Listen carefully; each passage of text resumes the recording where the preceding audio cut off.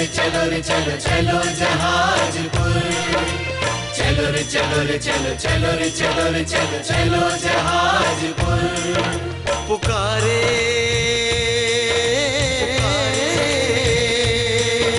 पुकारे पुकारे पुकारे जहाजपुर, भक्तों आओ आ जाओ, पुकारे जहाजपुर। पुकारे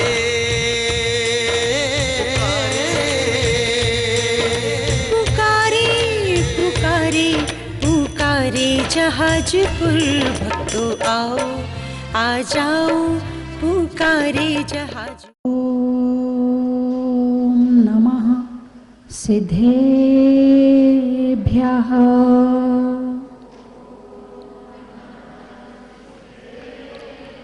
ओम नमः सिद्धेभ्यः। ओम नमः सिद्धेभ्यः।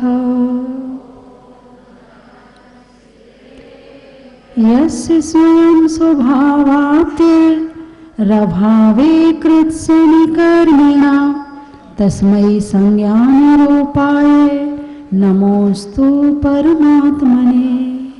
बोले खजाराट श्री आदिनाथ भगवान की। भूगर्भ से प्रकटित अतिशयकारी मूल नायक श्री मुनि सुब्रतनाथ भगवान की। बोले विश्ववन्नी श्री महावीर भगवान की। पीछे वाले बड़े शांति से बैठे हैं। बोले चिंतामणि श्री पार्शनाथ भगवान की। जिनवाणी माता की।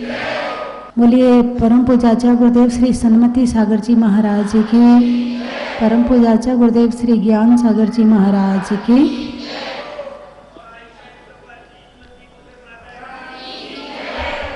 धर्म स्नेही बंधुओं, एक ऐसा प्राणी है जिसके पास में शब्द है, शब्द बोल सकता है, शब्दों को समझ सकता है, शब्दों के माध्यम से अपने ज्ञान को जगा सकता है। ये शब्द पशुओं के पास नहीं है। पशुओं के पास केवल एक एक शब्द, मान लो बिल्ली म्याऊं म्याऊं करती है, कुत्ता भौं भौं करता है, घोड़ा हिन हिनाता है, हाथी चिंघाड़ता है, चिड़िया ची ची करती है, कौआ काँव काँव करता है। बस सबके पास सीमित है। लेकिन मनुष्य के पास शब्दों का भंडार है। मनुष्य के पास शब्दों का भंडार है। 24 घंटे मनुष्य शब्दों के साथ जीता है। थोड़ा सा सोचो मेरी बात को। 24 घंटे मनुष्य शब्दों के साथ जीता है। खाता है शब्दों में, पीता है शब्दों में, सोता है शब्दों में, विचार व्यक्त करता है शब्दों में, सोचता है शब्दों में, गुस्सा करता है शब्दों में, लोभ करता है शब्दों में। शब्द के बिना कल्पना नहीं की जा सकती है।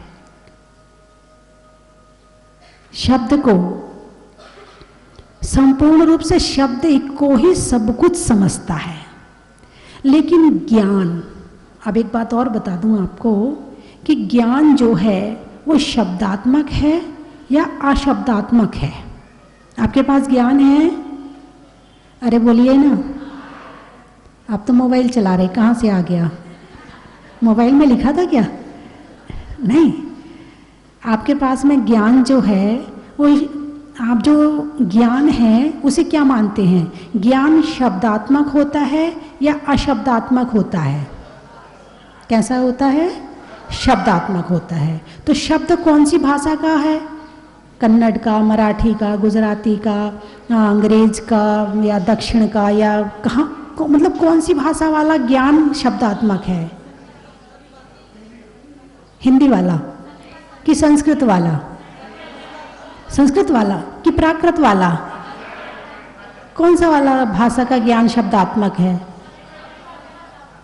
अच्छा, आप निर्णय करने में बहुत होशियार हैं। पहले शब्द की गहराई तक पहुंचो तो सही। शब्द बड़ी गहरी चीज है। शब्द को ब्रह्म भी कहा गया है।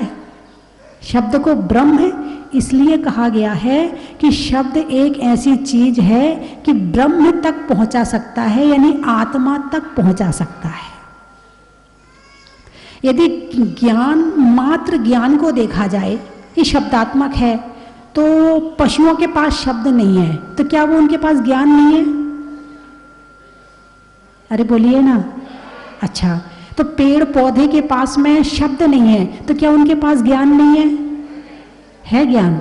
अच्छा, नारियों के पास यदि शब्द ना हो तो क्या उनके पास ज्ञान नहीं है? तो अभी तो आप कह रहे थे कि ज्ञान शब्दात्मक होता है। वही मैंने कहा ना, जो बता रहे हैं मेरी बात को पहले अंदर घुस के देखो कि मैंने कहा क्या है। यदि मैं पूछ रही हूं तो कहीं ना कोई विशेष बात है। तो ज्ञान, जो मात्र ज्ञान, भावात्मक ज्ञान, यदि हम ये कह देंगे कि ज्ञान शब्द रूप ही होता है, तो हमारे सिद्ध भगवान के शब्द खो गए, उनके पास में शब्द है ही नहीं। जो भगवान, अरिहंत भगवान अपनी दिव्य ध्वनि में उपदेश देते हैं, वो शब्द रूप नहीं होती है। बात समझ में आई कि नहीं? भगवान की जो दिव्य ध्वनि होती है वो किस रूप में होती है? ओंकारमयी। कौन सी? ओंकारमयी। ओमकार और ओंकार में अंतर है। एक शब्द और समझ ले आप, ओम और ओंकार। ओम का मतलब पंच परमेष्ठी और ओंकार का मतलब भी दिव्य ध्वनि। केवल ओ,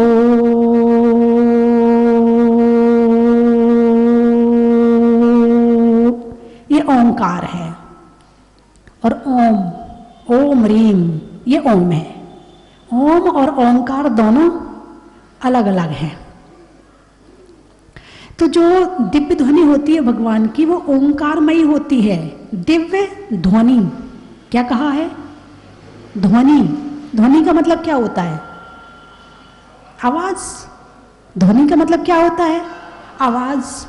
जैसे एक बर्तन गिरा तो क्या हुई? ध्वनि हुई। घंटा बजाया तो क्या हुई? ध्वनि हुई।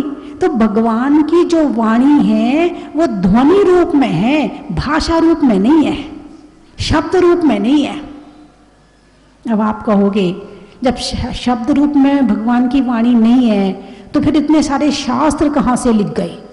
इतने सारे ग्रंथ आचार्यों ने लिख कैसे दिए? कहते ना हार्डवेयर और सॉफ्टवेयर, सुना है ना? है, भगवान की वाणी सॉफ्टवेयर है। उसमें से जो वहाँ गणधर होते हैं, उस ओंकार ध्वनि में से वो सारा समझ करके उसे शब्द रूप दे करके और हम सबको तक पहुंचाया है उन्होंने।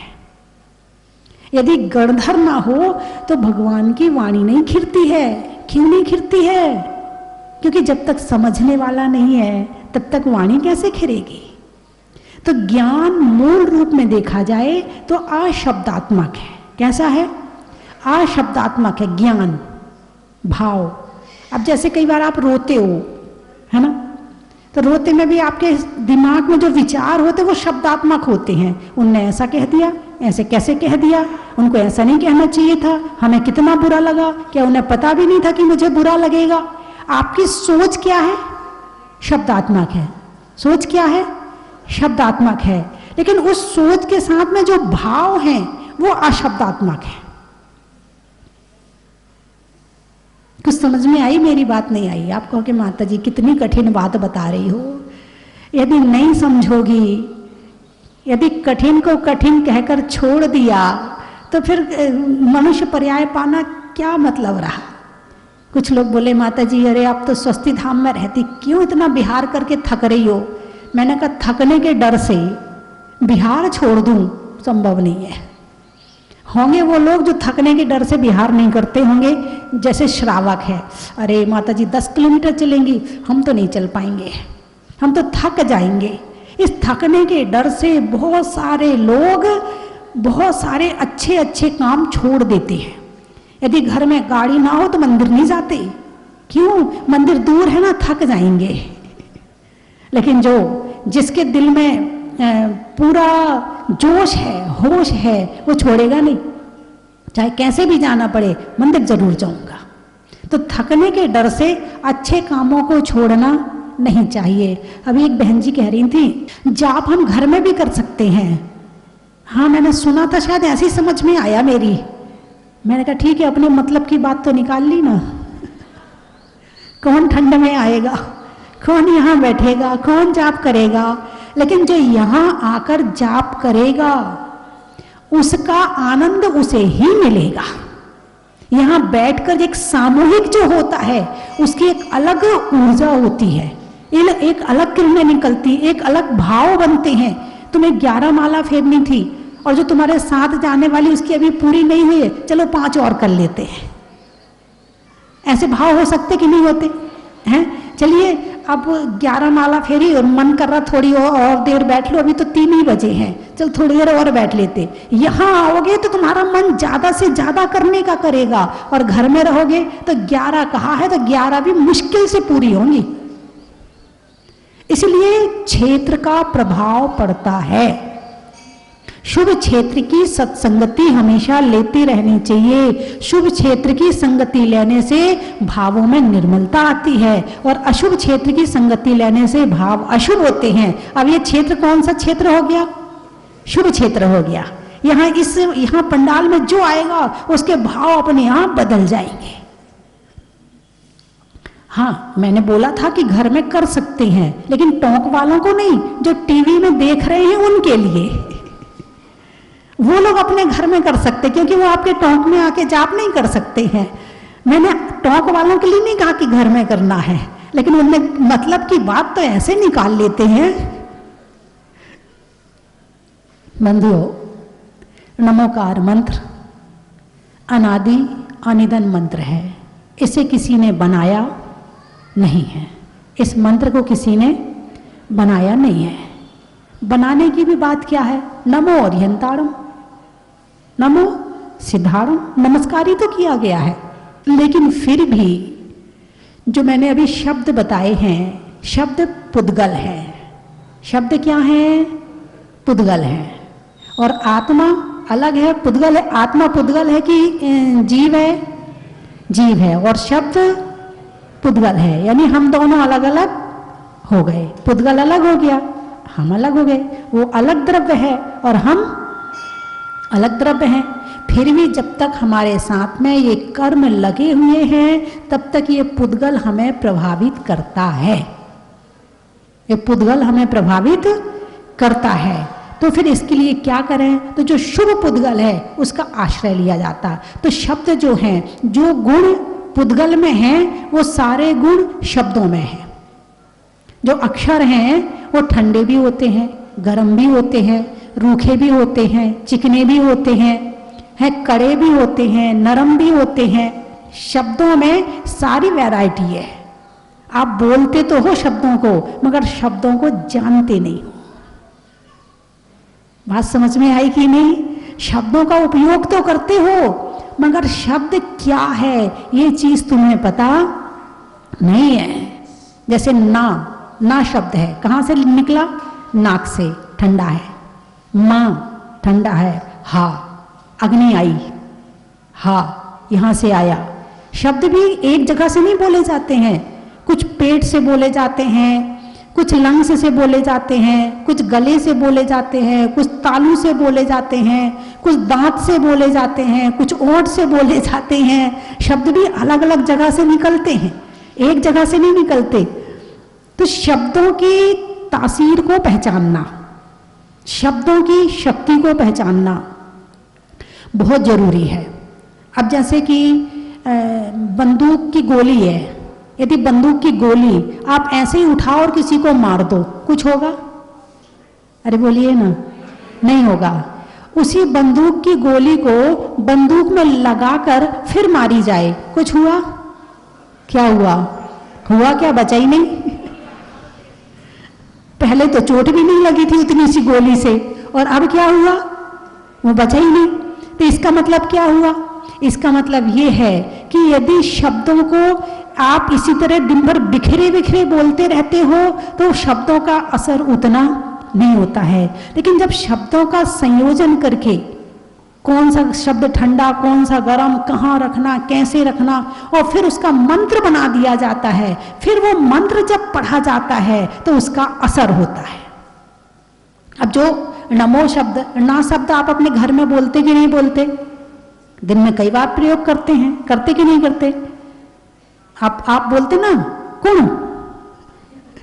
बोलते ना, कौन ने किया, किसने किया, कहते तो ना आया ना इसमें, तो नमो माँ शब्द बोलते कि नहीं बोलते? अरिहं ताड़म शब्द बोलते कि नहीं बोलते? बोलते हो। और जब जाप करने बैठते हो तो उसमें क्या है? उसमें भी शब्द हैं, यही का खा गा घा ता था दाधा, यही है ना इसमें। और क्या इससे अलग कुछ है क्या? लेकिन मंत्रों का जाप करने आप बड़े उससे बैठते हो और दिन भर बोलते, उसका कुछ असर ही नहीं होता है। तो असर करने के लिए उसके लिए मंत्र बनाए जाते हैं और मंत्रों में शब्दों का संयोजन किया जाता है, और उन शब्दों के साथ फिर मंत्र जब बोले जाते हैं तो वो हमारी आत्मा पर, हमारे मन पर, हमारे शरीर पर, हमारे भावों पर असर डालते हैं। इसीलिए मंत्रों में शक्तियां होती हैं। बात समझ में आई? अरे बोलिए ना, तो फिर बंद करूं? नहीं, अल्लाह, आपने कह दिया समझ में आ गई, मतलब हो गया काम। अच्छा, थोड़ी थोड़ी आई है, ठीक है, बहुत होशियार लोग हैं। पहले तो कह दिया आ गई और अब कह रहे हैं थोड़ी थोड़ी आई, क्योंकि आप बोलते रहो। बंधुओं, नमोकार मंत्र महामंत्र है। इसके कई अतिशय आपने सुने होंगे कि कुत्ता देव बन गया है, सीता का अग्नि का नीर हो गया, सोमा का नाग का हार हो गया, अंजन निरंजन बन गया, सुना है ना आपने? है, इसी तरह से कई अतिशय हैं इसके। लेकिन इसकी शक्तियों का कैसे इसका प्रयोग किया जाता है? ज्ञानार्णव ग्रंथ है। कौन सा ग्रंथ? ज्ञानार्णव ग्रंथ, आचार्य शुभचंद्र जी के द्वारा रचित। आपने पढ़ा है क्या? हाँ, केवल एक का नाम, एक का हाथ उठा है, पढ़ा है। उसमें इन मंत्रों के विषय में बड़ा अच्छा विवेचन है, बड़ा अच्छा वर्णन है कि मंत्र और मंत्र का ध्यान कैसे किया जाए, मन की एकाग्रता कैसे की जाए। ध्यान का सबसे अच्छा ग्रंथ है ज्ञानार्णव। अर्णव यानी समुद्र, ज्ञान का समुद्र, ज्ञानार्णव, ज्ञान का समुद्र। तो इस तरह से मंत्रों के विषय में यदि आप जानना चाहते हैं ये मंत्र क्या है, कैसे इसकी जाप करें, मंत्रों के माध्यम से यहाँ तक कहा है कि यदि नमोकार मंत्र का ध्यान अच्छी तरह से कर लिया जाए, आपको कोई शास्त्र आपने नहीं पढ़े हैं, आपने कुछ भी नहीं पढ़ा है, लेकिन भाव नमोकार मंत्र का ध्यान किया जाए तो अनंत पापों का नाश होता है। और यहाँ तक कहा है कि नमोकार मंत्र में इतनी शक्ति है कि केवल ज्ञान की प्राप्ति भी हो सकती है। ये नमोकार मंत्र इतना शक्तिशाली है कि 4 घातिया कर्मों का नाश कर सकता है। अब मंत्र 2 तरह का, एक द्रव्य नमोकार और एक भाव नमोकार। कितने? द्रव्य नमोकार और भाव नमोकार। आप लोग कौन सा वाला पढ़ते हो? देख लो, 1 मिनट में भाव निकल गया मुंह से। लेकिन बाई चांस जब कषाय का नंबर आता है, जब अंदर से क्रोध करते हो, तब फिर वो मामला गड़बड़ हो जाता है। तो द्रव्य नमोकार मंत्र और भाव नमोकार मंत्र, आप क्रोध करते हो तो ऊपर ऊपर से करते हो कि भावों से अंदर से करते हो? अरे बोलिए ना, अंदर से करते? अच्छा, अपने बच्चों की चिंता ऊपर ऊपर से करते हो कि अंदर से करते हो? अंदर से करते हो। अच्छा, अपने खाने पीने की चिंता ऊपर ऊपर से करते हो कि अंदर से करते हो? अंदर से करते हो। अच्छा, बहुत अच्छे। बार भी पढ़ लो ना 24 घंटे में एक बार, बहुत कुछ हो जाए, 9 बार में काम निपट जाए। लेकिन सारे जितने संसार के काम भावों से नहीं करने चाहिए वो तो करते हैं अंदर से, और जो काम करना चाहिए अंदर से उसे करते हैं बाहर से। यानी खाने वाली दवाई हम लगाते हैं और लगाने वाली दवाई हम इसीलिए बीमार हो जाते हैं, इसीलिए बीमार हो जाते। बीमार का क्या मतलब? दुख। आत्मा की बीमारी क्या है? दुख है। और उसका जो स्वस्थपना है वो है सुख। अपने मन को पकड़ना, ये मन कैसे भागता है, इसको फिर नमोकार मंत्र में लगाना, ये फिर भागेगा। तुम फिर वापस लाना नमो ध्यंताणम नमो सिद्धाणम, ये फिर भागेगा। तुम फिर वापस लाना। आपको 5 दिन बहुत मेहनत करनी पड़ेगी नमोकार मंत्र पढ़ने के लिए। जिस चीज को आप बचपन से पढ़ते आए हो उसे भावों से पढ़ने के लिए 5 दिन पूरी मेहनत करनी पड़ेगी। इसलिए मैंने कपिल भैया से कहा, मैंने कि म्यूजिक वगैरह कुछ नहीं, बिल्कुल साइलेंट, इन्हें अंदर जाने दो नमोकार मंत्र के, घुसने दो इन्हें अंदर। ये कितने अंदर जा सकते हैं, जाओ। फिर पंच परमेष्टि का विधान होगा, उसमें आपको बाहर निकालेंगे। अभी 5 दिन तो आप अंदर जाओ सीधे, बाहर का कोई यहाँ पर काम नहीं करवाया जाएगा।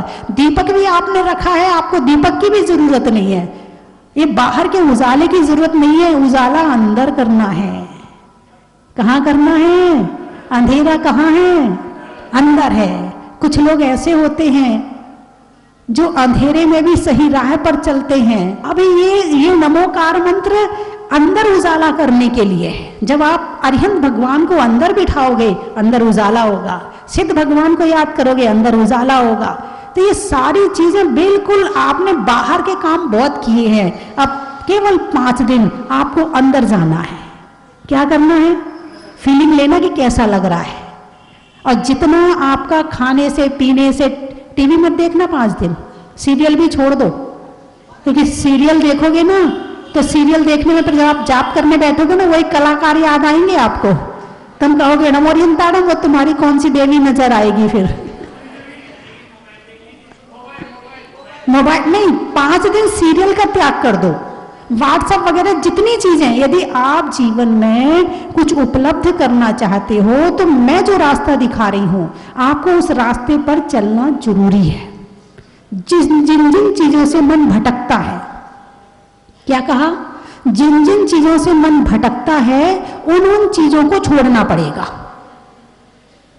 दुनिया के समाचार 5 दिन नहीं लेना, न्यूज नहीं देखना, अखबार नहीं पढ़ना, व्हाट्सएप नहीं चलाना, यदि वास्तव में अंदर जाना चाहते हो तो। बाकी भटके हैं अनादिकाल से, और भटक जाओ। ऐसे अनुष्ठान भी होते रहेंगे तो भी नहीं जाएंगे अंदर। मेरी बात समझ में आई कि नहीं आई? अरे बोलिए ना। अब तो बंद करूं। जब तलक है जिंदगी फुर्सत ना होगी काम से। ध्यान से सुनो। जब तलक है जिंदगी फुर्सत ना होगी काम से, और समय कुछ ऐसा निकालो प्रेम हो भगवान से। सबसे प्रेम किया है। अब ये जो अनुष्ठान है ना, भगवान से प्रेम करने वाला अनुष्ठान है ये।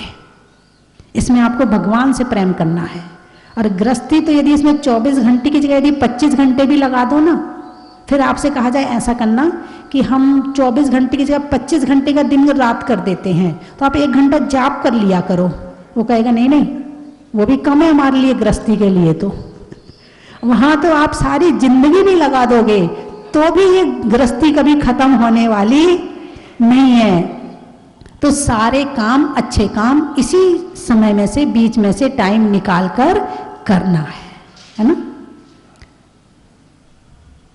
सोचने के लिए मन का, आत्मा को रहने के लिए तन का, और हमारे मनुष्य जीवन का,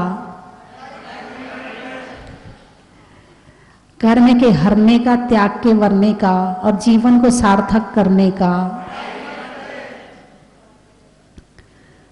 तलवार में म्यान का, देने में दान का, और नमोकार के ध्यान का।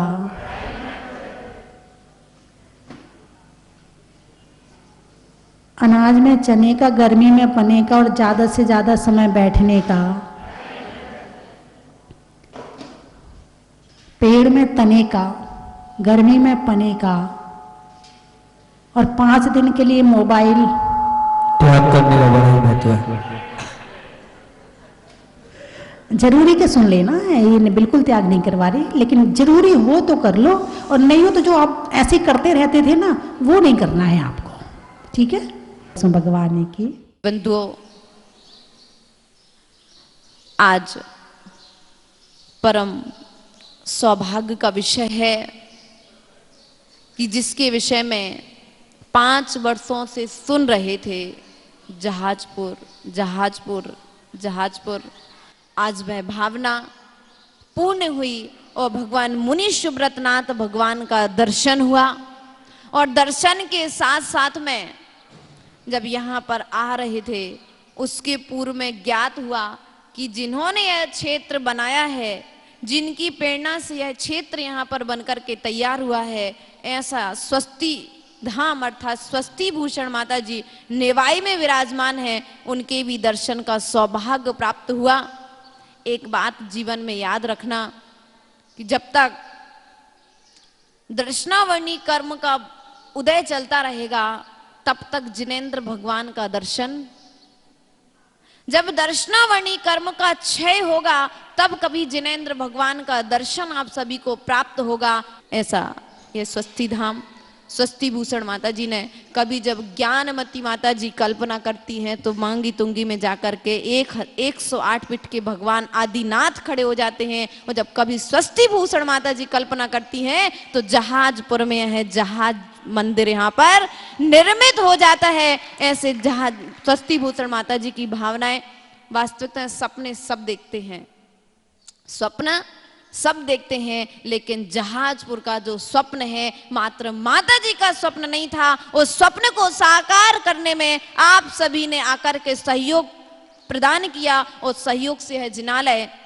यहाँ पर निर्मित हुआ है। वास्तविकता में कहते ईंट ईंट मिलकर के महल का निर्माण होता है। तो माता जी की भावना, यदि माता जी नींव का पत्थर है तो इस शिखर तक खड़ा करने में आप सभी का सहयोग यहाँ पर प्राप्त हुआ है। इसी प्रकार से आप यहाँ सहयोग करते रहें, जिससे आपके लिए यहाँ की व्यवस्थाएं आदि सुचारू रूप से चलती रहें, आपके लिए दर्शन लाभ मिलता रहे। आज माता जी का यहाँ पर जन्मदिन है, अरहतमाती माता जी और सिद्ध श्री माता जी, अरहंत और सिद्ध का आज यहाँ पर योग मिला है। और यहाँ पर प्रणाम सागर जी, हमारे माता जी के पिताजी, जब यहाँ पर आए थे तब तो मालूम ही नहीं था कि माता जी की माता जी है, अर्थात गृहस्थ अवस्था की माताश्री है। इन्होंने अपने कोख से एक ऐसी पुत्री के लिए जन्म दिया। वास्तविकता में हर माँ ऐसी भावना करे कि उसके कोख से यदि बेटी जन्म ले तो स्वस्ति भूषण माता जी जैसी बेटी जन्म ले। और वह बेटी धन्य है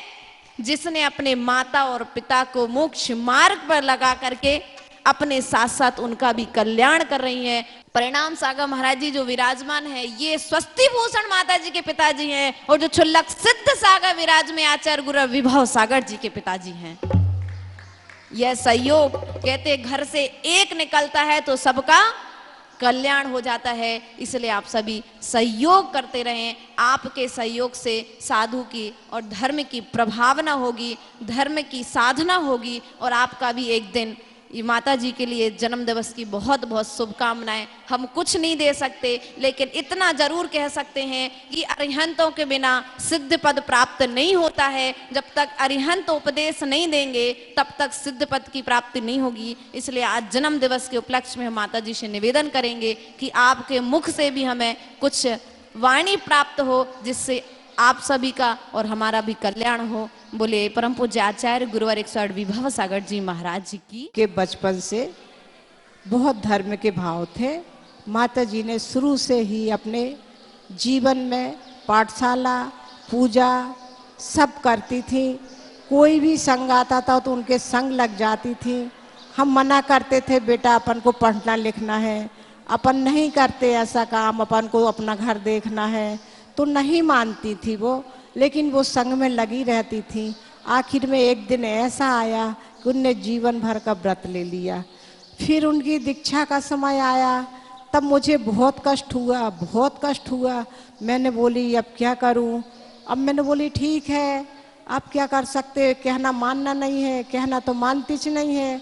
तो मैंने फिर ये निर्णय कर लिया कि मैं घर परिवार का पूरा सब सम्मान, ये सब काम करके मैं भी अपने जीवन को सफल बनाऊंगी। जब माता जी ने दीक्षा लिया तो मैंने ये निर्णय कर लिया, उस दिन मैंने पहला आहार दिया तो मैं चाय का त्याग कर दी। मैं बहुत चाय पीती थी, लेकिन मैंने सबसे प्यारी चीज़ त्याग कर दी और मैंने ये निर्णय लिया कि मुझे भी अपना भाव सुधारना है। जब मैं घर से निवृत्त हो गई तो मैं माता जी के साथ आ गई। माता जी ने मुझे बहुत अच्छी प्रेरणा दी, बहुत अच्छी बातें बताई। एक दिन मेरा ऐसा आया, आचार्य ज्ञान सागर महाराज जी से फिर मैंने दीक्षा ले ली और उस मार्ग पर चल पड़ी। माता जी का साथ मैंने पूरा दिया। इस स्वस्ति धाम बनने में जहाँ तक मेरा काम था मैं करती थी और माता जी के साथ में रहती थी। जब बोलिए आर का 105 स्वस्ति भूषण माता जी की।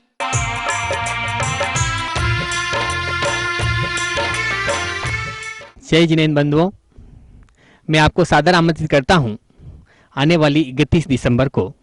उस दिन सन 2021 को विदा करना है और रात्रि को 12 बजे 2022 का अभिनंदन करना है।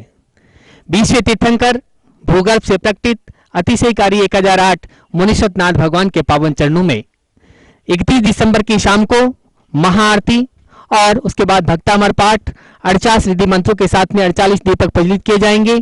साथ ही भजन संध्या होगी और ठीक रात्रि को 12 बजे नए वर्ष का स्वागत करेंगे 108 दीपकों की महाआरती के साथ में।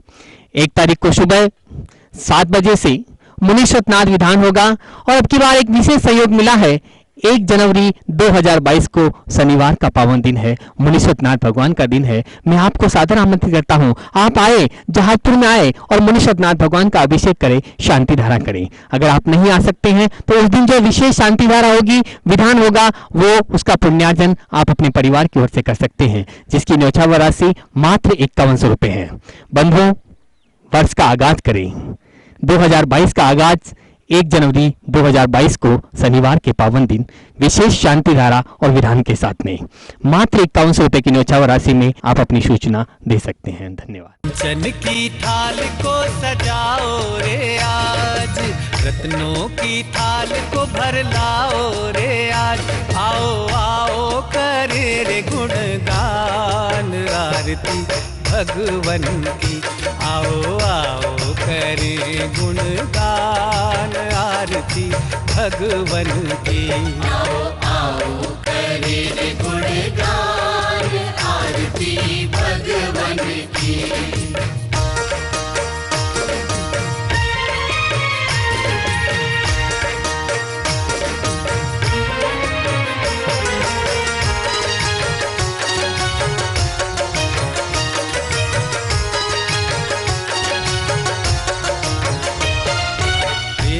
सुमित्र के राज दुलारे, माँ पद्मा जी के नैनों के तारे।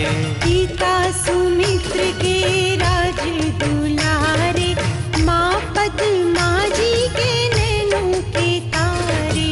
राजगृही में जन्म लियो आप, राजगृही में जन्म लियो आप। आओ आओ मनाए खुशी आज आरती भगवन की। आओ आओ करे गुणगान आरती भगवन की। आओ आओ करे गुणगान आरती भगवन की।